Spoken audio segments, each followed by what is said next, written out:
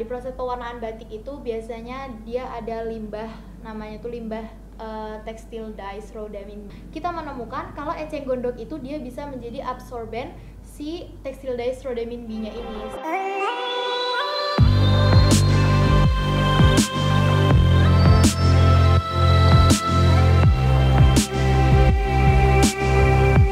Assalamualaikum warahmatullahi wabarakatuh. Halo, selamat datang di podcast Assalam. Apa kabar semuanya?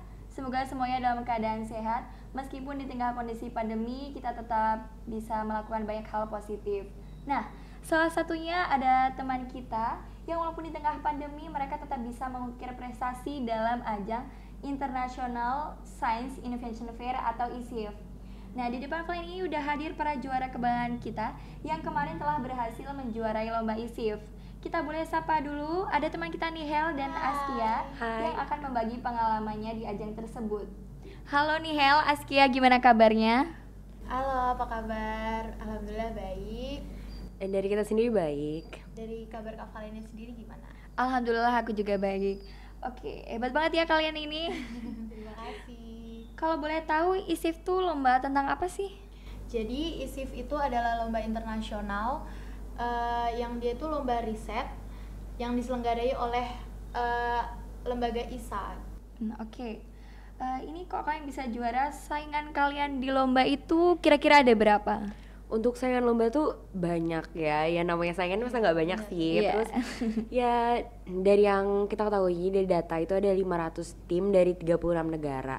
Nah itu tuh nggak cuma 500 tim itu nggak cuma seorang, 2 orang, tapi bisa sampai 5 orang satu timnya. Nah untuk kategori itu kita nggak cuma ngelawan dari sesama sekolah menengah atas. Iya, jadi kita juga ngelawan universitas dan yang lainnya gitu. Banyak banget ya berarti. Banyak banget. Kalau boleh tahu judul dari penelitian kalian nih apa? Kalau buat judul kita mengangkat The application of sulfonate modified water hyacinate in textile dyes type rhodamin B. Kalau boleh tahu ini artinya apa ya kalau diartikan? buat artinya sendiri, jadi itu tuh Kita mengangkat tema dari di mana kita tinggal. Asal boarding school kan adanya di Solo nih. Iya. Sedangkan di Solo ini banyak yang namanya industri batik.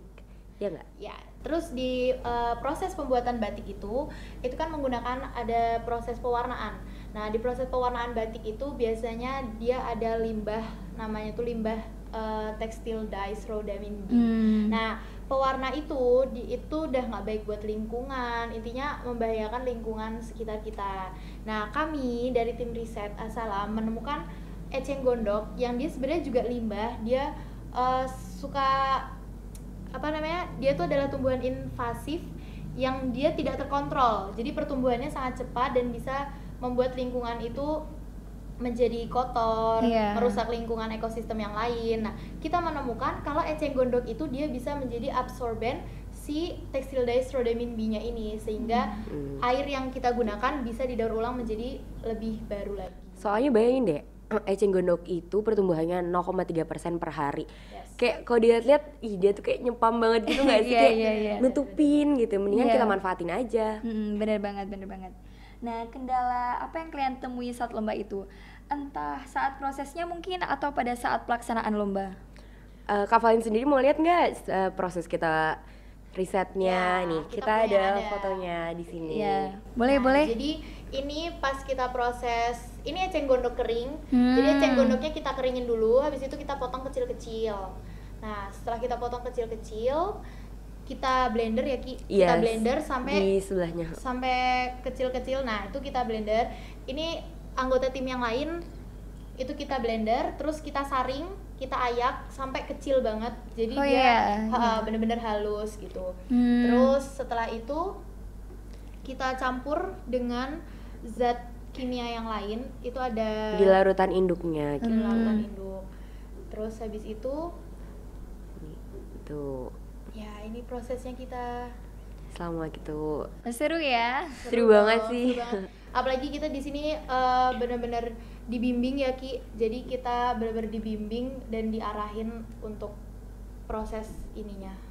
Jadi buat yang di rumah, kalau misalnya coba deh lihat aja deh foto-foto kita, apa kita merasa kebebanan dan yang lainnya. Oleh karena itu buat kalian yang di rumah jangan takut buat nyoba riset. Ya walaupun mungkin pencapaian kalian belum maksimal dan yang lainnya kan bisa dicoba-coba lagi. Mencoba hal baru itu tidak untuk ditakuti, kita coba bener. aja. Walau alam ternyata kita nggak nyangka ya bisa dapet juara juga tuh juga nggak nyangka. Bener gitu. banget. Bener-bener amazing banget Yes. kalian ini. Nah ini apa? Ini Larutan induknya. Rodamin B.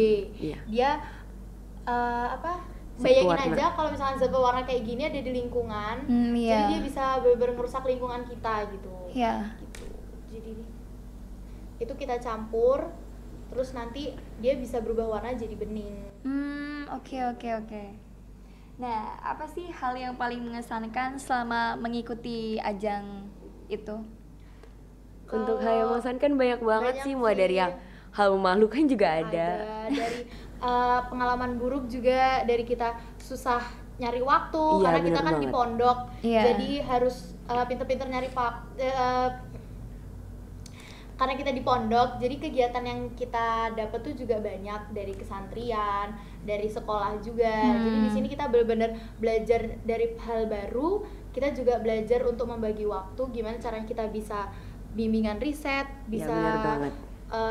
ngenyeimbangin waktu sama kegiatan-kegiatan yang di asrama. Untuk sedikit sharing aja ya, jadi waktu itu tuh pernah kita pas selama riset itu kan jurinya nggak dari orang Indonesia kan. Iya. Posisinya tuh yang presenting tuh aku sendiri.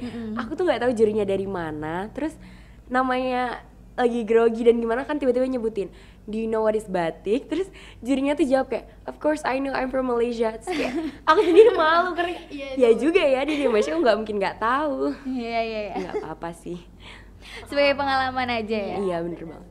Nah, apa harapan kalian dari hasil penelitian yang udah kalian lakuin itu? Kalau dari harapan kita sendiri, semoga penelitian kita ini suatu saat ada yang mengembangkan lagi. Jadi ilmu yang kita pelajari ini benar-benar bisa bermanfaat, terutama buat agama, buat negara, dan juga buat bangsa. Bener banget sih itu Bener aja. banget ya. Oke. Kalau boleh tahu nih, cita-cita ke depan kalian apa? Cita-cita individu apa nih? Individu. Individu dulu dari ya. Nihal dulu deh. Kalau dari saya sendiri pengen jadi businesswoman. Jadi cita-cita saya dari kecil emang suka dagang gitu. Intinya saya pengen menjadi businesswoman, tapi tidak lepas dari ajaran Islam. Jadi saya pengen menjadi businesswoman yang tetap memegang kokoh ajaran-ajaran Islam. Kalau dari aku sendiri apa ya? Bingung. Tunggu aja namanya ntar terkenal tiba-tiba. Oke, Amin, amin. Nah, dengan prestasi yang udah kalian raih, sebagai generasi muda, apa impian kalian buat kedepannya?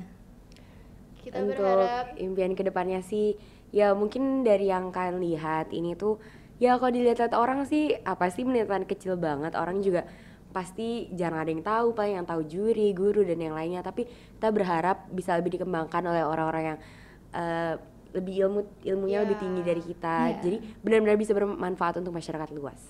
semoga Oke. bisa bermanfaat.